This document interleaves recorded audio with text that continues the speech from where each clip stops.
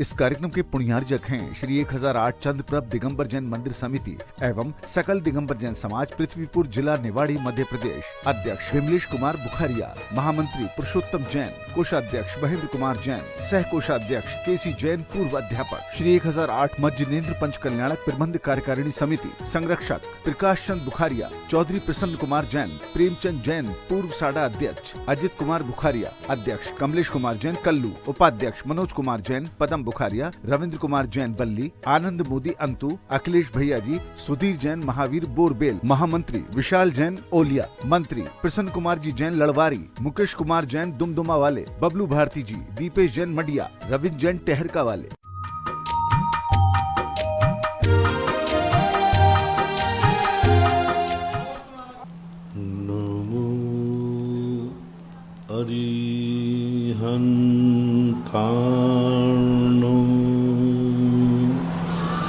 नमो सिद्धार्णो नमो आयर्याणो नमो वज्रायाणो नमो लोये सवशाभू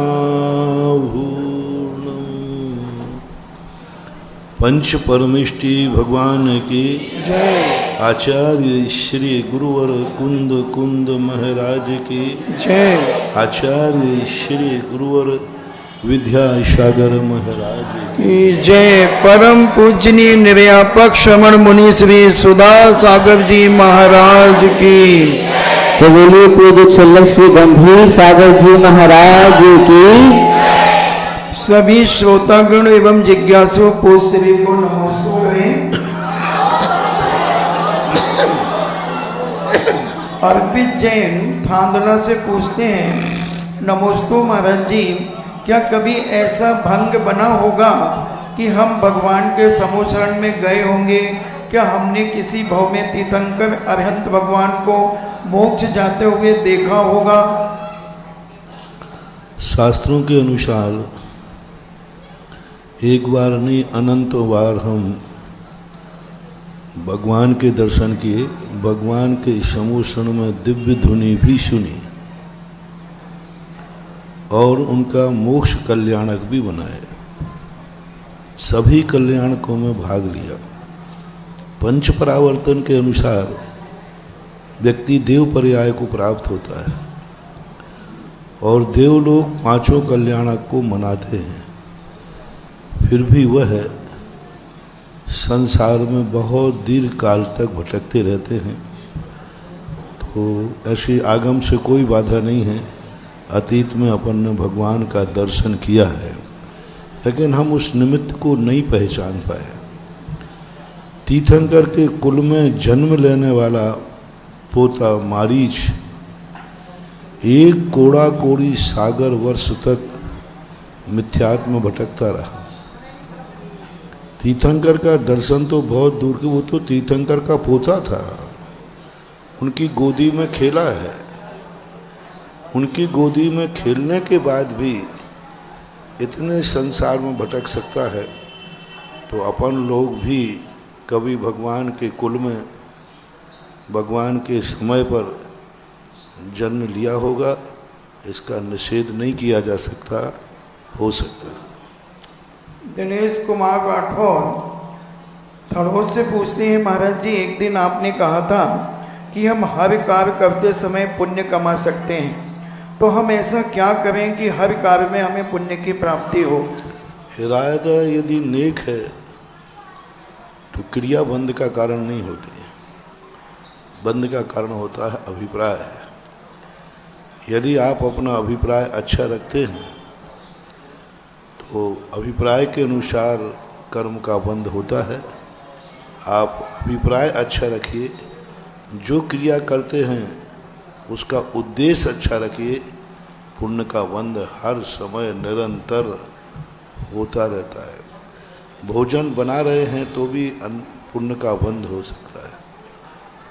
काश इतना सा भाव करना है कि मैं भोजन बना रहा हूँ, यदि कोई मेरे खाने के पहले कोई त्यागी वृत्ति आ जाए तो मेरे अवभाग्य हैं, तो भोजन बनाते हुए भी पुण्य का बंध है। चौका आप लोग लगाते हैं तो आहार देने में ही पुण्य बंध नहीं है। प्रातः काल से जो आप लोगों की भावनाएं हैं तब भी पुण्य का बंध हो रहा है। अर्पिता जैन पूछती हैं, नमोस्तु महाराज जी, विग्रह गति में तीर्थंकर प्रकृति का बंध कैसे होता है? तीर्थंकर प्रकृति एक निरंतर बंदी प्रकृति है। जब से बंद होता है वो निरंतर बनती ही रहती है, एक समय को भी उसका बंद नहीं रुकता।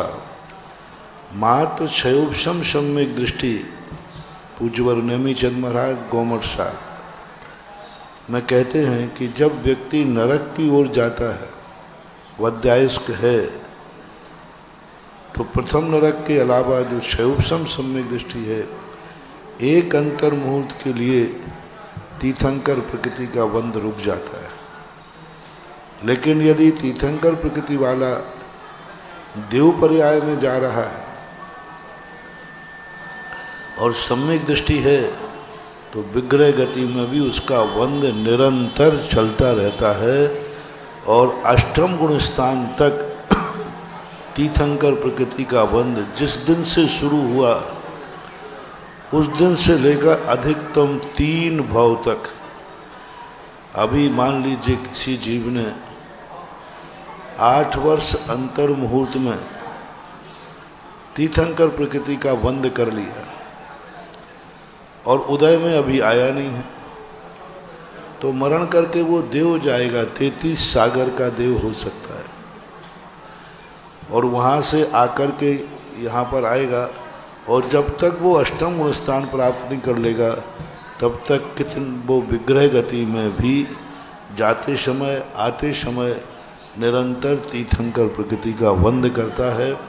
ये विशेषता शास्त्रों में तीर्थंकर प्रकृति के संबंध में लिखी हुई है। शोभित जैन रामगंज मंडी से पूछते हैं, नमोस्तु गुरुवर, माना कि देवलोग संयम धारण नहीं कर सकते क्योंकि भूख लगने पर उनके कंठ में अमृत झर जाता है, लेकिन महाराज जी वो 12 व्रतों को तो धारण कर सकते हैं, इसमें क्या बाधा है? 12 व्रतों को धारण, वो संकल्प ले ही नहीं सकते, कोई भी संकल्प उनका बनते नहीं, क्योंकि वो संकल्प जब कहलाता है जब हम किसी को रोक सके। उनके हाथ में कुछ है ही नहीं, कोई भी नहीं है निश्चित कि वो कब किस समय क्या करना है, उनका सब कुछ कर्म के अधीन है। और दूसरी बात है कि वो उन व्रतों को पालन भी नहीं कर सकते, क्योंकि वो सामायिक नहीं कर सकते, है ही नहीं देवताओं में, क्योंकि विक्रिया रिद्धि के माध्यम से उनकी ऐसी परिणति है कि वो एक अंतर मुहूर्त पर ना तो सामायिक कर सकते, उपवास वो कर नहीं सकते, प्रोषदोपवास नहीं कर सकते, तो जो क्रियाएं हैं दिग्व्रत देशव्रत आदि भी नहीं ले सकते, क्योंकि उनकी विक्रिया करना है तो करना जाना पड़ेगी। तो इस प्रकार के उनको निषेध है।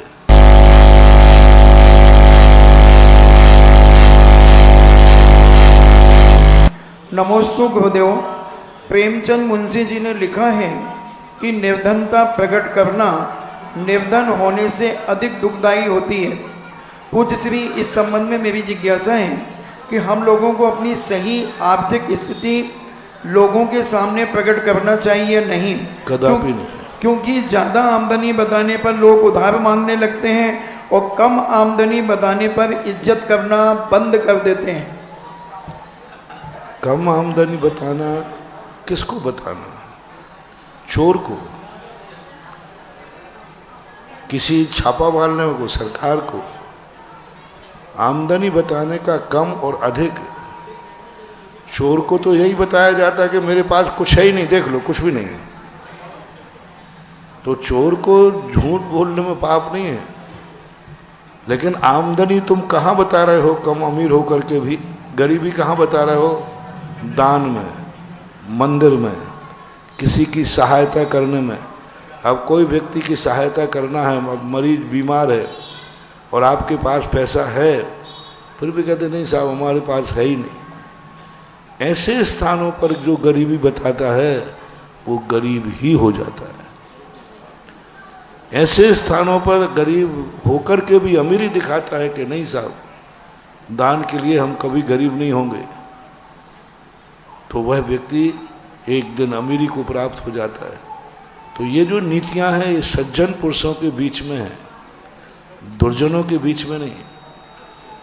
और यहाँ पर जो गरीबी दिखाता है, पहले आप लोगों के यहाँ एक बहुत परंपरा थी कि शादियों में जो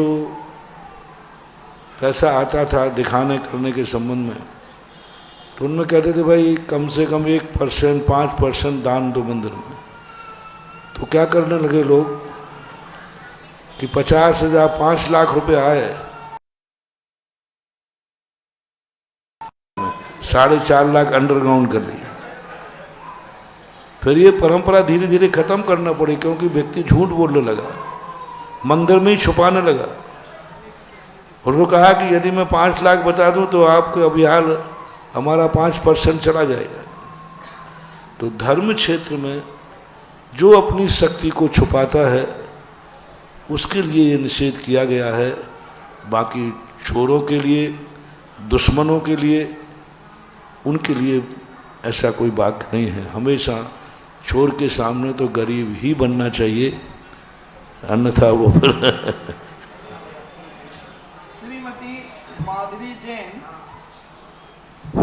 श्रीमती माधवी जैन बनगांव से पूछती हैं। लेकिन ऐसी बात नहीं, जो इज्जत वाले सेठ होते ना, वे चोर के सामने भी गरीब नहीं बनते। एक राजस्थान में एक सेठ था, उसके यहाँ एक व्यक्ति ने चोरी की, तो उसके यहाँ चोरी करने के बाद उस चोर को मात्र पाव भर सोना मिला और 1 किलो चांदी मिली और 1,50,000 रुपया मिला। सुबह पुलिस आई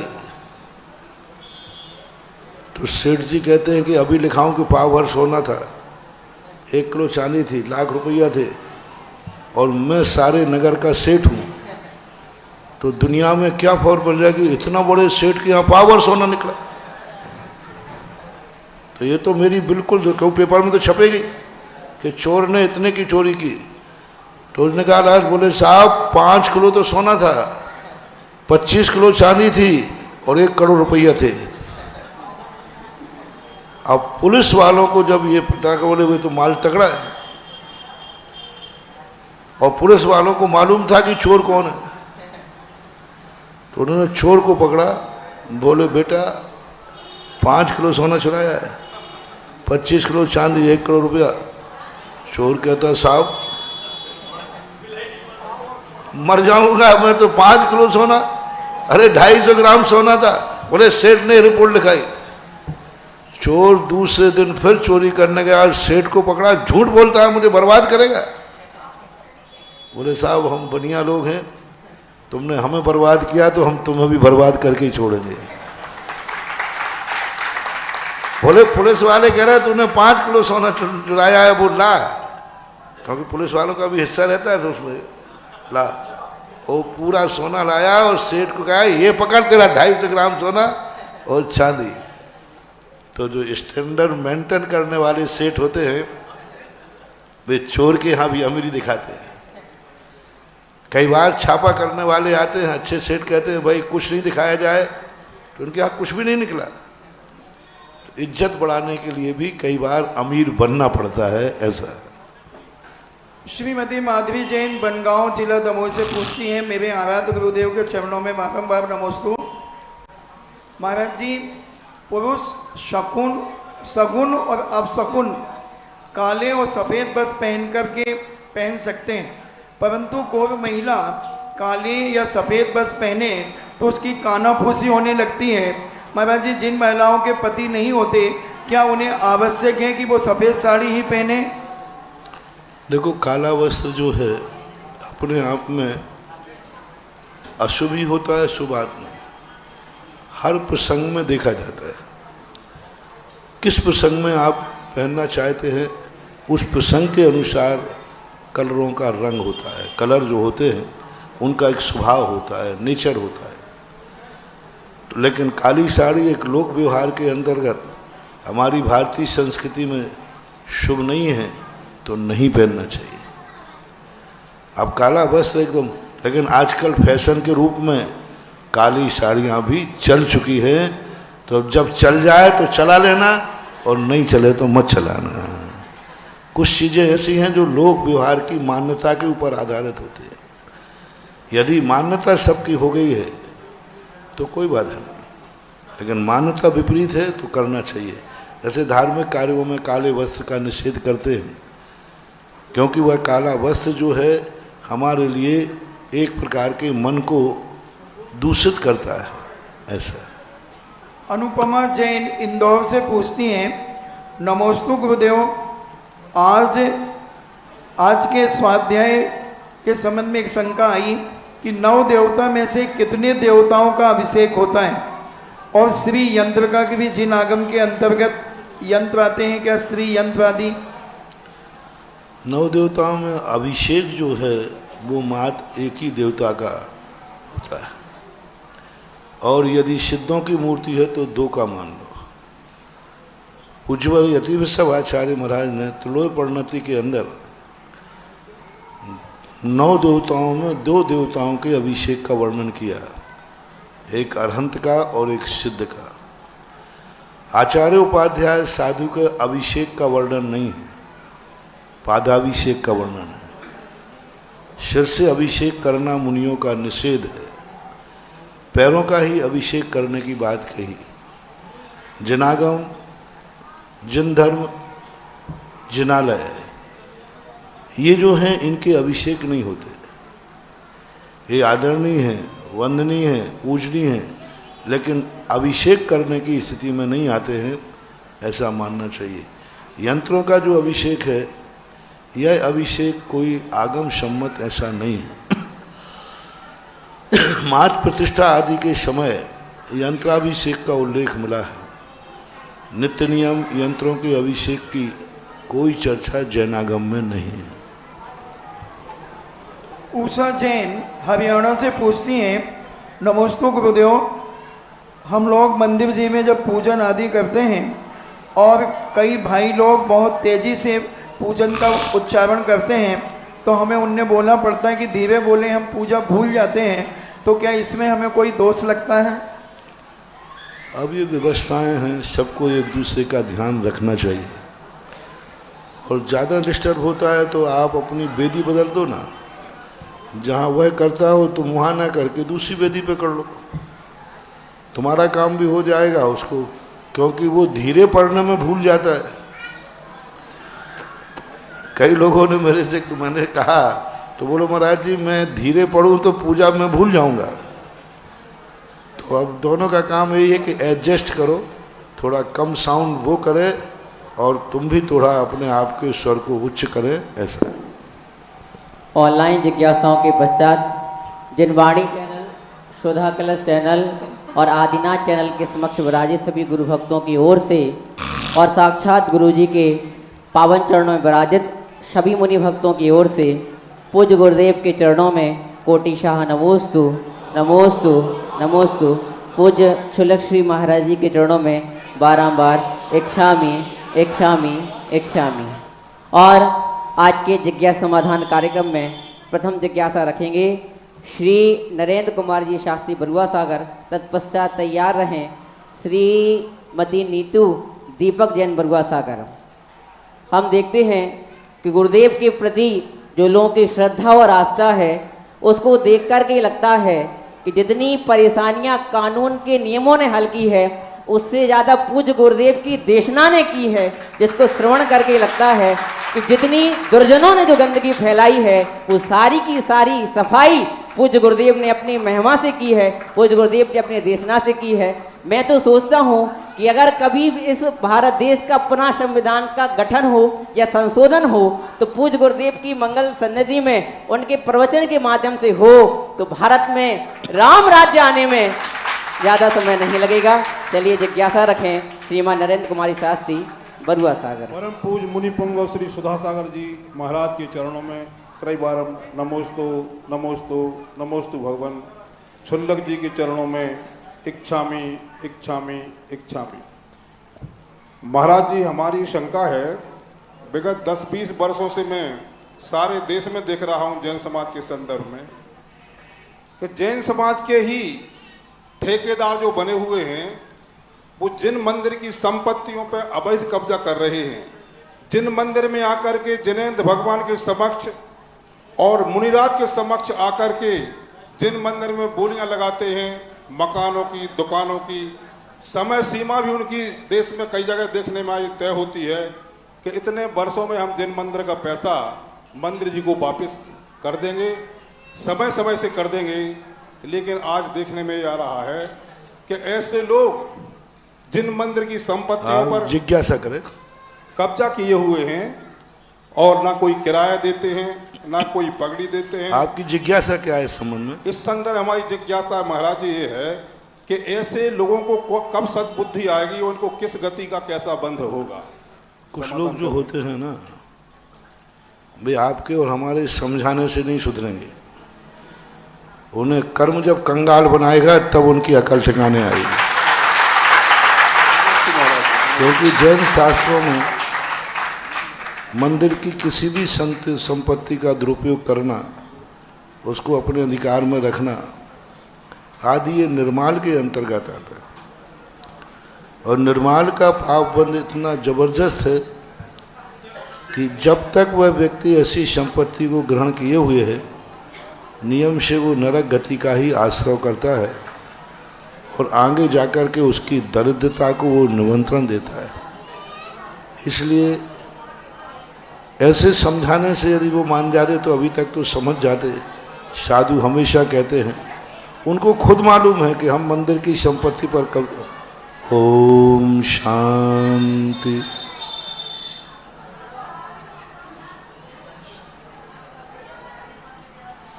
उनको खुद मालूम है कि मैं मंदिर की संपत्ति पर कब्जा किए हूँ।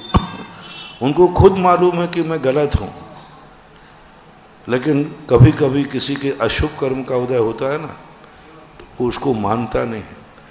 जैसे जिसके विनाश का समय आ जाता है ना, वो गुटके के पाउच पर लिखा रहता है तम्बाकू चमाना स्वास्थ्य के लिए, फिर भी वो खा जाता है। इसका अर्थ है कि उसको मरना ही है तो ले दीपक कुएं पड़े। वे भी सब जान रहे हैं, कर्म ही उनको ठिकाने लगाएगा, धर्म से मानने वाले नहीं हैं। नमस्ते भगवान। जिज्ञासा करेंगी नीतू दीपक जैन, और आगे तैयार रहे श्रीमती अंजलि जैन सकरार।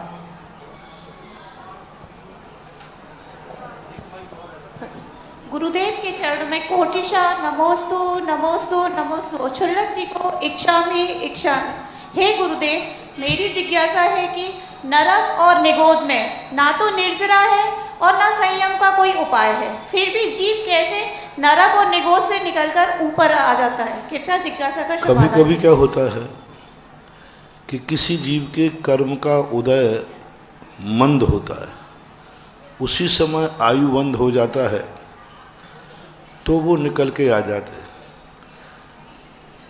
इसके उदाहरण दिया है, पहले भड़बूजा चलता था, भड़बूजा भाड़, तो भाड़ में बहुत सारे मटके लगाए जाते थे, उसको एक ढक्कन से ढक दिया जाता था, अंदर रेत भरी हुई रहती थी और चना वहीं फूटता रहता था। लेकिन उन चनों को बदलने के लिए कभी कभी वो ढक्कन को उठाकर लकड़ी का तंगड़ा डालता है। जैसे उसने ढक्कन उठाया उसी समय कोई चना फूट गया तो वो उछट करके बाहर आ जाता है। इन उछटे हुए चनों में अपन सब है, क्योंकि अपन सब निगोद से आए, सब निगोद में ही थे। लेकिन जिस समय हमारे कर्म का थोड़ा सा उदय आया मंद, उसी समय आयु बंद हो गया, उसी समय आयु बंद हुआ और वो तुरंत निकल के आ जाता है, ऐसा मानना चाहिए। जिज्ञासा करेंगी श्रीमती अंजलि जैन सकरार, और तैयार रहें श्री विनोद जैन एडवोकेट महामंत्री दिगंबर जैन पंचायत समिति। हे गुरुवर नमोस्तु नमोस्तु नमोस्तु। छुल्लक जी को इच्छा में। हे गुरुवर, मेरी शंका है कि जो अष्टमी चतुर्दशी को भक्तांबर का पाठ करते हैं दीपक जलाकर, तो कई लोग इसका विरोध करते हैं, तो क्या समाधान है इसका? विरोध क्यों करते? उनसे पूछो भाई, विरोध आपका क्यों है? हेतु बताओ, विरोध हम वैसे बता देंगे। उनका पर्पस क्या है? आगरा की एक फ्रेंड है, तो वो करती है मंदिर जी में, तो उसका कहना है कि वहाँ लोग विरोध करते हैं कि ऐसा शास्त्रों में नहीं लिखा है कि दीपक जलाकर भक्तांबर का पाठ करना चाहिए। शास्त्रों में ये भी नहीं लिखा कि मंदिर में पंखा होना चाहिए। शास्त्रों में ये भी नहीं लिखा कि मंदिर में लाइट होना चाहिए। शास्त्रों में ये भी नहीं लिखा कि ये क्या टांगे हुए हैं, फूके फूके है, ये होना चाहिए। कितनी चीजें हैं जो शास्त्र में। पंखा लगा है, उस पर कभी विकल्प नहीं गया कि पंखा शास्त्र में लिखा नहीं है, लेकिन पंखे लग रहे कि नहीं? शास्त्रों में लिखा है, क्यों नहीं लिखा? हर चीज को दीप जलाकर अनुष्ठान करने का उल्लेख है। हमारे यहाँ दीप को, कलश को मंगल माना गया। एक दीप प्रकाश के लिए जलता है, एक दीप पूजा के लिए जलता है, और एक दीप सगुन के लिए जलता है। तीन को कहना, एक दीप जलता है प्रकाश के लिए, भाई उजेला चाहिए। एक दीप जलता है चढ़ाने के लिए, ओम ह्रीम मोहंधकार विनाशनाय, और एक दीप जलता है सगुन के लिए। जैसे आप ये दीप रखे हैं यहाँ पर, ये चढ़ाने के लिए नहीं है, ये उजाले के लिए नहीं है, ये सगुन के लिए है, मंगलाचरण के लिए है। तो जो हम दीप जलाते हैं भक्तांबर आदि में, ये सगुन के लिए जलते हैं, शुभ के लिए जलते। उन दीपों को हम चढ़ाते नहीं हैं। हम ये कह रहे हैं कि एक एक जो श्लोक है वह दीपक के समान सारे जगत को प्रकाश देने वाला है, तो ये मंगल के रूप में चढ़ाए जाते हैं। अब उनको ये कहें यदि व्यक्ति जब, तो उनको यही कह देना, भाई साहब पंखे के नीचे मत बैठो, आगम में नहीं लिखाया है ऐसा। जिज्ञासा करेंगे विनोद जैन एडवोकेट, महामंत्री दिगंबर जैन पंचायत समिति, और तैयार रहे श्रीमती सुषमा जैन भोपाल। निर्यापक मुनि श्री 108 सुधार सागर जी महाराज के चरणों में मेरे और मेरे परिवार की ओर से त्रैवार नमोस्तु नमोस्तु नमोस्तु। क्षुल्लक गंभीर सागर जी महाराज के चरणों में त्रैवार इच्छामी इच्छामी इच्छामी। महाराज श्री, मेरी जिज्ञासा है, मैं सन 2001 से नियमित अभिषेक पूजन करता हूं, और 2014 से बगुआ सागर में शांति धारा भी संचालित करते हैं सवेरे से। तो मेरा इसमें एक शंका ये है कि जब कभी अभिषेक करने के बाद हम पूजन नहीं कर पाते हैं, और वो ऐसा होता है कि महाराज श्री आए तो आहार व्यवस्था में या विहार व्यवस्था में या अन्य व्यवस्था में हमें संलिप्त रह जाना पड़ता है, तो पूजन नहीं कर पाते हैं। तो ऐसी स्थिति में क्या पूजन आवश्यक है या वो व्यवस्था आवश्यक है? आपके जीवन में बहुत सारे कार्य व्यस्त रहते हैं, ऐसे समय आ जाते हैं। कभी ऐसा हुआ कि आप स्नान तो कर लिया लेकिन भोजन नहीं कर पाए? बहुत व्यस्तता के समय, बहुत व्यस्तता, इतनी व्यस्तता है, बहुत ज़्यादा व्यस्तता। व्यस्तता के दिन तो तुम्हारी जिंदगी में आए होंगे, पर ऐसा कभी हुआ कि नहा तो लिया लेकिन भोजन नहीं कर पाए? कभी कभी हो जाता, तो कभी कभी हो जाता है। तो जिस दिन उपवास हो जाए उस दिन यहाँ पूजा का उपवास हो जाएगा, क्या बात है? हमेशा जब हम भोजन का जैसे तैसे समय निकालते थे, थोड़ा निकालते, जब कुछ खाते, इसी प्रकार बड़ी पूजा नहीं कर पाओ तो उदक चंदन की तो कर लो कम से कम, बात तो चलेगा। और क्या, आप देखो, आप लोग सब प्रकार की पूजाएं करते हैं मंदिर में। चौके में मुनिराज की पूजा कैसे करते हो? तो बस छोटी पूजा है, कर लो, नाश्ता तो करो कम से कम, पूजा नहीं कर सकते तो। एक थोड़ी सी जिज्ञासा है शांति धारा के संबंध। एक मिनट, शांति धारा में जो कलश करते हैं, कोई पुण्यार्जक क्या करेंगे या अन्य लोग हाथ लगा लेते हैं, क्या वो उचित है हाथ लगाना? हाथ लगाना उचित नहीं है, हाथ जोड़ना उचित है। जिज्ञासा करेंगी श्रीमती सुषमा जैन भोपाल, और तैयार रहे हैं सिंगई ऋषभ कुमार जैन बरुआ सागर।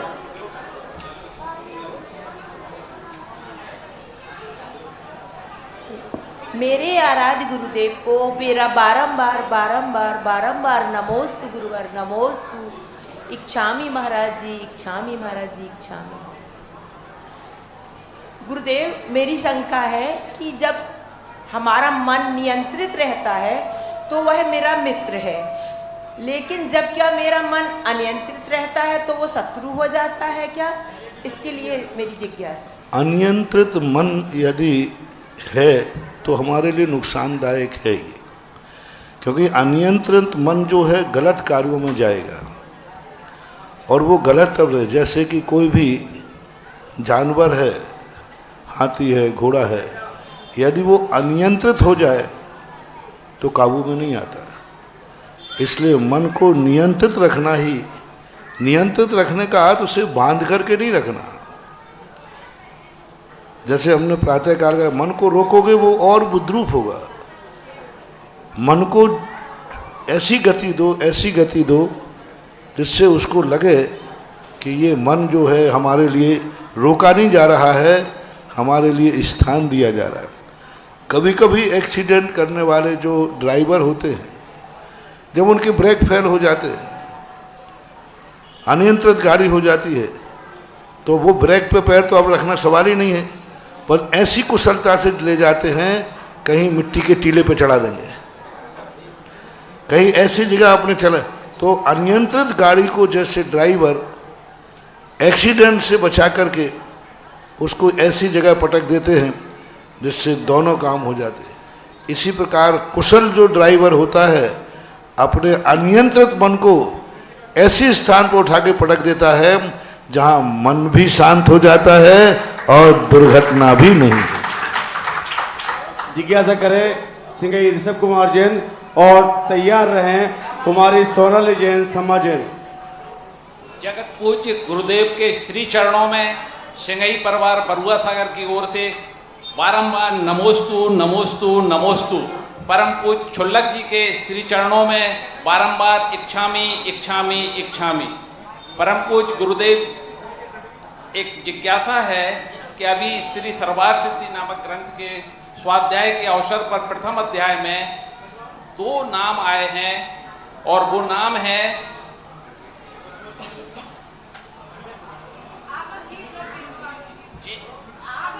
आगम जीव और नो आगम जीव। एक आगम और नो आगम, ये 2 शब्द जैनाचार्यों के एक रूढ़ अर्थ है। आगम शब्द उसके लिए परिभाषित किया गया है जो हमें किसी वस्तु का ज्ञान तो है, जैसे तत्वार सूत्र का ज्ञान है, लेकिन वर्तमान में हम तत्वार सूत्र पूजा कर रहे हैं, तो हम उस ज्ञान आगम के ज्ञाता हैं, लेकिन वर्तमान में उपयोग नहीं है। वर्तमान में उपयोग क्या है? पूजा में। तो पूजा करते समय क्या सर्वार सिद्धि का हमें ज्ञान है कि नहीं? है, लेकिन उपयोग में नहीं है। नो आगम कहते हैं आगम का ज्ञान भी है और उसमें उपयोग भी है। सर्वार सिद्धि का ज्ञान भी है और हम सर्वार सिद्धि की चर्चा भी कर रहे हैं, उसको नो आगम बोलते हैं। आगम यानी परंपरा में है, पड़ा हुआ है, लेकिन वर्तमान में हमारे उपयोग में नहीं है, इसलिए आगम और नो आगम की परिभाषा। इसमें द्रव्यागम और भावागम की भी। हाँ, द्रव्यागम में भी यही है। वस्तु की जो द्रव्य वस्तु है वो वस्तु हमारे ज्ञान में पड़ी हुई है। जैसे मान लो ये चश्मा है, यहाँ पड़ा हुआ है कि नहीं, लेकिन हमारे उपयोग नहीं कर रहा हूँ मैं इसका, और एक चश्मा है, ज्ञान है, और मैं उठा करके उपयोग कर रहा हूँ, तो ये हो गया अनुआगम। जब वस्तु का हम उपयोग करते हैं तो द्रव्य अनुआगम होता है, और जब वस्तु का हम उपयोग नहीं करते हैं लेकिन हमें मालूम है कि ये वस्तु देखने के काम आती है, तो वह द्रव्य आगम कहलाता है। ऐसा जिज्ञासा करें कुमारी सोनाली जैन और तैयार रहें श्रीमती श्रद्धा सोबत जैन, पुणे। महाराज जी के चरणों में त्रिवार नमोस्तु नमोस्तु नमोस्तु। छुल्लक जी के चरणों में त्रिवार इक्षामी इक्षामी इक्षामी। महाराज जी सब लोग एक दूसरा दे दो। सब लोग बोलते हैं कि जोड़ी ऊपर से बन के आती है, ये प्रश्न उनका कि सब लोग कहते हैं जोड़ी ऊपर से बन के आती है।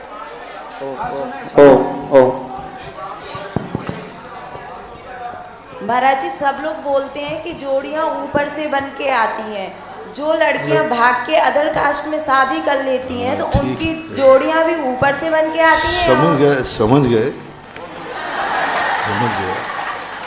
लैला मजनुओं के ये प्रश्न हैं और ये मैं उन्हीं से पूछा था। ऐसे ये केस हुआ था तो बोले महाराज जी मैं क्या करूँ, जोड़ी रव से बन के आती है। मैंने कि रव से जोड़ी बन के आती है तो तलाक भी रव से बन के आती होगी। उस समय क्यों नहीं सोचते जब तकरार होती है। शादी करने के बाद ठीक है, शादी हुई, मान लिया मैंने कि ऊपर से बन के आई है, लेकिन जब झगड़े होते हैं, राग द्वेष होते हैं, मन मुटाव होते हैं, तब क्यों मन को नहीं समझाते कि जैसी भी है ऊपर से बन के आई है, हमें रखना है, तोड़ना नहीं है, हमें क्रोध नहीं करना, हमें कुछ भी नहीं करना। तलाक होना बता रहा है कि जोड़ी ऊपर से बन के नहीं आती है, अन्यथा ऊपर से बनने वाली जोड़ी में कभी तलाक नहीं हो सकता। ये नियम कभी नहीं हो सकता, क्योंकि जो जोड़ी ऊपर से बनी उसको कौन मेट सकता है, किसकी ताकत है। इसलिए कोई भी व्यक्ति किसी भी समय किसी को तलाक दे सकता है। इससे सिद्ध है कि जोड़ी ऊपर से बन के नहीं आई है, जोड़ी यहाँ बनाना पड़ती है। जिज्ञासा रखें श्रीमती श्रद्धा शोभित जैन पुणे, तत्पश्चात तैयार रहें अर्चना जी जैन झांसी। और एक निवेदन है सभी से, बिना किसी नमोस्तु के आप सीधी जिज्ञासा रखें। बहुत सारे नाम हैं ताकि सभी को सौभाग्य मिल सके। महाराज जी के चरणों में त्रैवार नमोस्तु। महाराज जी मेरी जिज्ञासा है कि जो 1234 व्रत होते हैं और जो 16 कारण भावनाएं होती हैं, तो लोग 16 कारण भावना के व्रत कम कर पाते हैं और 1234 व्रत ले लेते हैं, तो इसमें क्या अंतर है दोनों में? मतलब उसमें दोनों अलग है। 1634 जो व्रत होते हैं, 1234 जो है चारित्र शुद्धि व्रत कहलाता है, और ये 16 कारण भावनाएं अलग हैं, तीर्थंकर प्रकृति के बंध के कारण हैं। वो आत्म शुद्धि के लिए किए जाते हैं और ये पुण्य बंध के लिए किए जाते हैं। ये दोनों में अंतर। नमस्ते महाराज। जिज्ञासा करें श्रीमती अर्चना जैन और तैयार रहें हमारे ज्ञानोदय पाठशाला के बच्चे जो नित्य नियम से पाठशाला में आते हैं। नमन कुमार जैन। हे गुरुदेव, आपके चरणों में कोटि कोटि बार नमोस्तु नमोस्तु नमो। हे गुरुवर, आपके चरणों में इच्छामि इच्छामि इच्छामि हमारे और हमारे परिवार की तरफ से नमोस्तु भगवान। हे भगवान, मेरी जिज्ञासा है कि भरत क्षेत्र में तो सारे विदेश वगैरह भी आते हैं पूरे, तो मेरी जिज्ञासा ये है कि भरत क्षेत्र में आने के बाद सारे तीर्थंकर ही अपने भारत देश में ही क्यों जन्म हुआ और क्यों समाधि हुई, ये चीज़ मेरे मन में बार बार आती है महाराज श्री। वीआईपी व्यक्ति पूरे पंडाल में नहीं बैठता, वो आगे जो सफ़ेद चादर बिछी रहती है उसी पे बैठता है। पूरे 3 लोक के अंदर वो इतने पवित्र हैं, इतने वीआईपी हैं कि 3 लोक में 2.5 द्वीप के अलावा उनके रहने लायक पवित्र स्थान है ही नहीं। बहुत पवित्र 2.5 द्वीप से वाला, और इसमें भी अपने जम्बू द्वीप के अंदर भरत क्षेत्र में भी 5 मिलेक्ष खंड हैं। मिलेक्ष खंड यानी पुण्यहीन अपवित्र लोग जहाँ रहते हैं। मात्र आर्य खंड में ही पवित्र लोग रहते हैं। यहाँ के संस्कार, यहाँ का आचार और विचार पवित्र होने से वो आर्य खंड में ही जन्म लेते हैं, वहीं विहार करते हैं, वहीं पर निर्माण प्राप्त करते हैं। क्योंकि जैन दर्शन के सबसे बड़ा तीर्थंकर का बहुत बड़ा, हमने सभी दर्शनों में देखा। ओम शांति, आवाज नहीं, सभी ने देखा कि कोई भी महान आत्मा जन्म लेती है किसी पापी को मारने के लिए। यत्र यत्र ग्लानिर्भवति, अधर्म का जब फैलाव होता है, पापियों का जब अत्याचार बढ़ते हैं, तो उस पापी को नाश करने के लिए किसी का अवतार होता है। लेकिन जैन दर्शन के जो तीर्थंकर जन्म लेते हैं, पापियों का नाश करने के लिए नहीं, पुण्यात्मा का उद्धार करने के लिए। पापी का नाश नहीं करते, कोई तीर्थंकर पापी का नाश नहीं करते, पुण्यात्मा का उद्धार करते हैं। तो जहाँ पुण्यात्मा रहते हैं वहीं तो तीर्थंकर आएंगे। भगी भागन बस जोगे बसाए।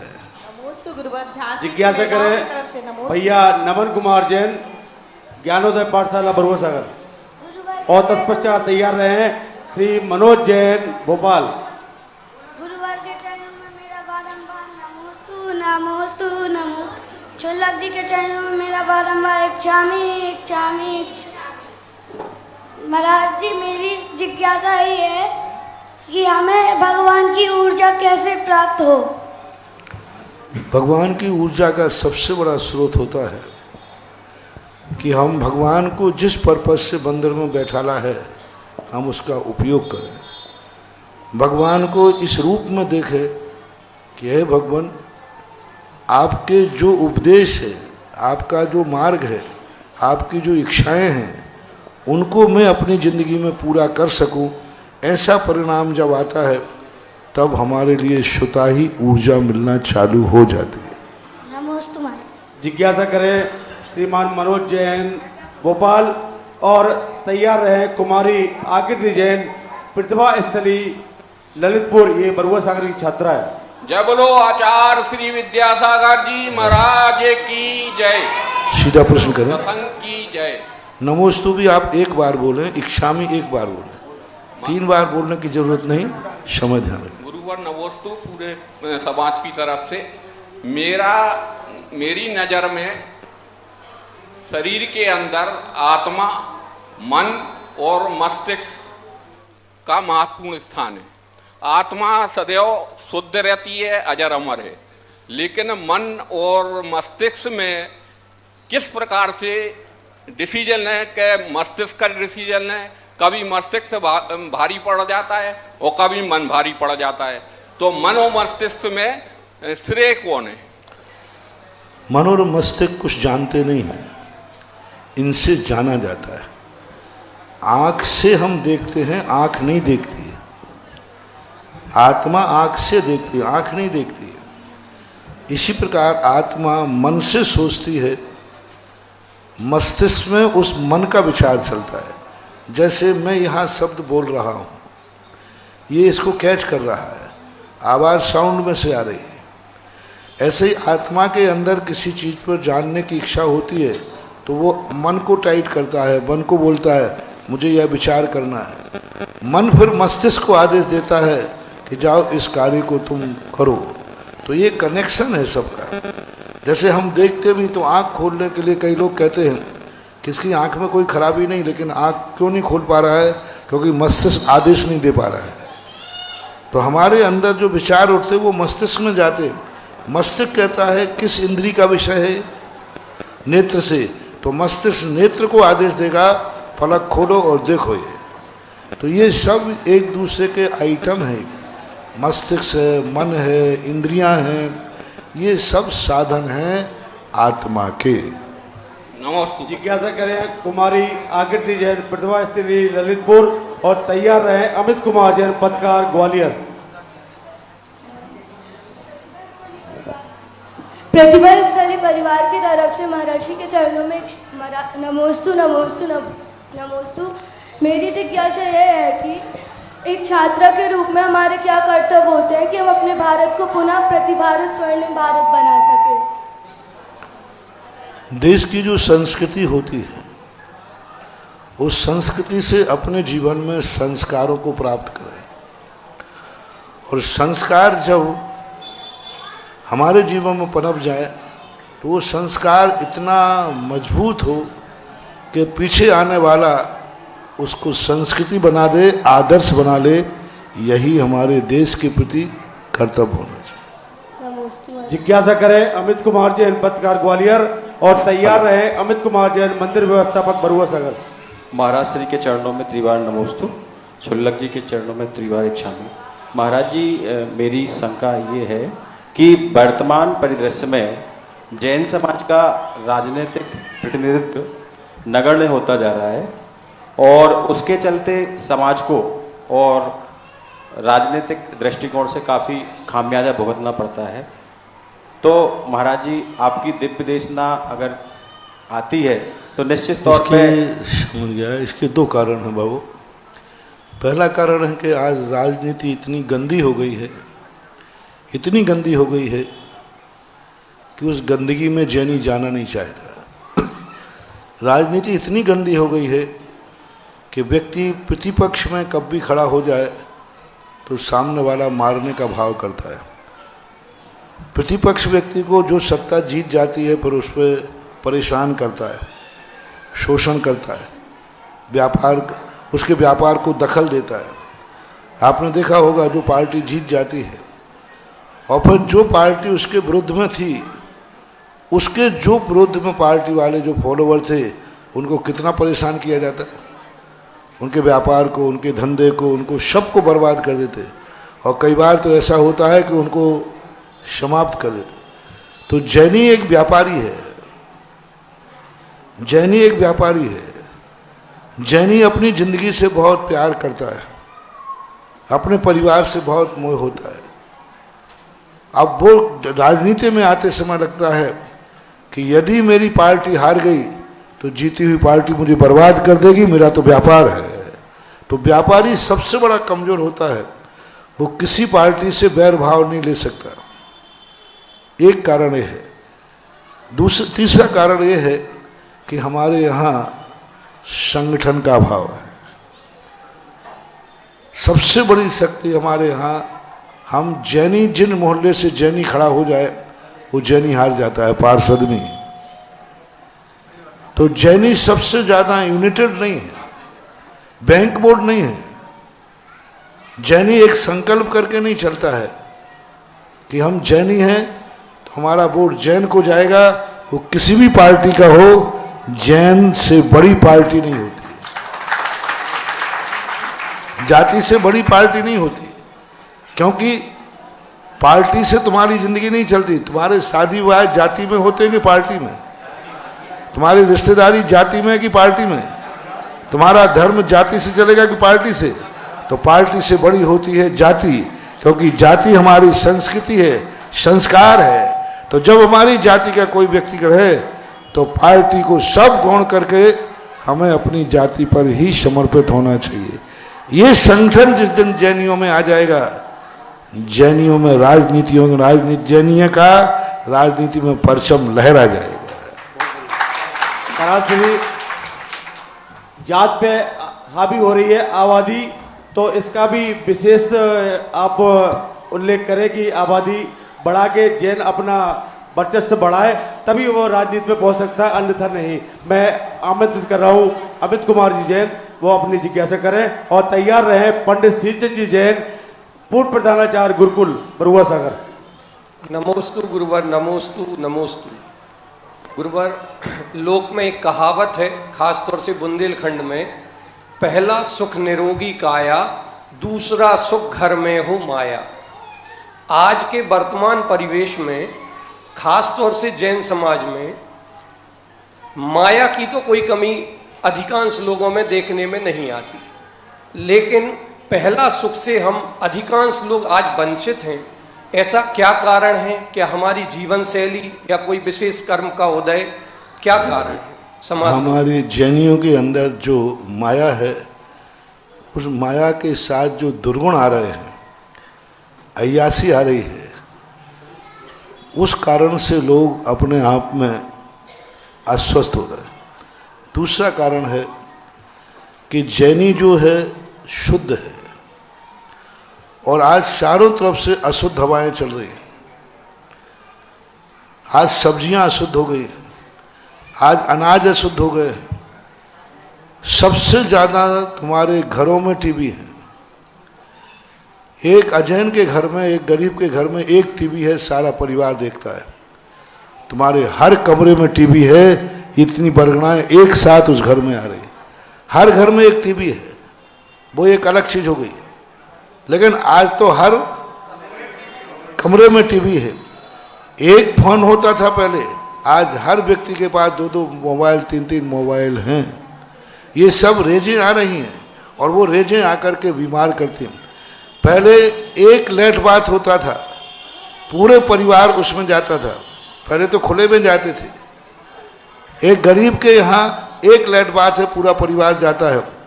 आज जैनियों के यहाँ जितने कमरे हैं, थोड़ा हाँ बोलो ना, मैं अंदाज से बोल रहा जितने कमरे हैं उतने लैट बात है। आप कितना भी कुछ कर लीजिए, उसके वायरस बाहर आएंगे ही आएंगे, उसके कीटाणु अंदर आएंगे, बैक्टीरिया आएंगे। आज 4 कमरे हैं तो 4 लैट बाथ बने हुए हैं, और चारों, और आज दूसरा जरूर है कि लैट बाथ कमरे से अलग नहीं है, अटैच है।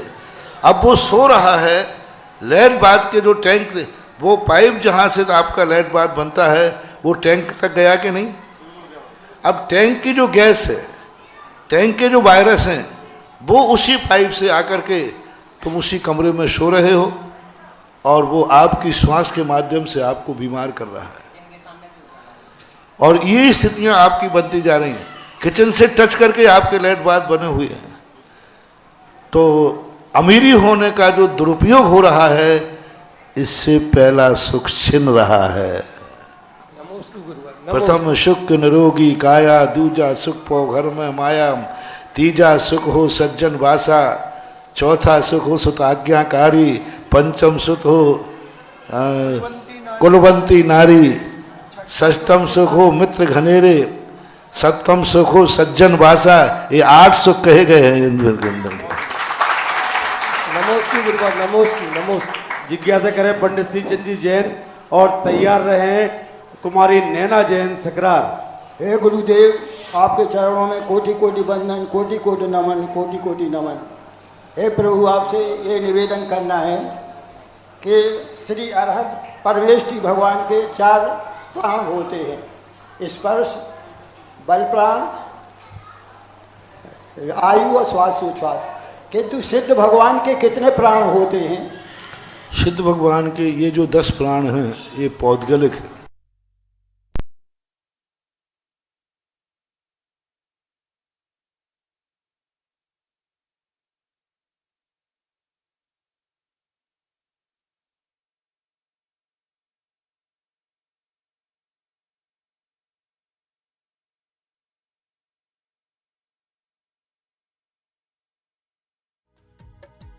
इस कार्यक्रम के पुण्यार्जक थे श्री 1008 चंद्रप्रभ दिगंबर जैन मंदिर समिति एवं सकल दिगंबर जैन समाज पृथ्वीपुर जिला निवाड़ी मध्य प्रदेश। अध्यक्ष विमलेश कुमार बुखारिया, महामंत्री पुरुषोत्तम जैन, कोषाध्यक्ष महेंद्र कुमार जैन, सह कोषाध्यक्ष केसी जैन, पूर्व अध्यापक। श्री 1008 मज्जिनेन्द्र पंच कल्याणक प्रबंध कार्यकारिणी समिति संरक्षक प्रकाश चंद बुखारिया, चौधरी प्रसन्न कुमार जैन, प्रेमचंद जैन, पूर्व साडा अध्यक्ष, अजित कुमार बुखारिया, अध्यक्ष कमलेश कुमार जैन कल्लू, उपाध्यक्ष मनोज कुमार जैन, पदम बुखारिया, रविंद्र कुमार जैन बल्ली, आनंद मोदी अंतु, अखिलेश भैया जी, सुधीर जैन महावीर बोरबेल, महामंत्री विशाल जैन ओलिया, मंत्री प्रसन्न कुमार जी जैन लड़वारी, मुकेश कुमार जैन दुमदुमा वाले, बबलू भारती जी, दीपेश जैन मडिया, रविंद्र जैन टहरका वाले।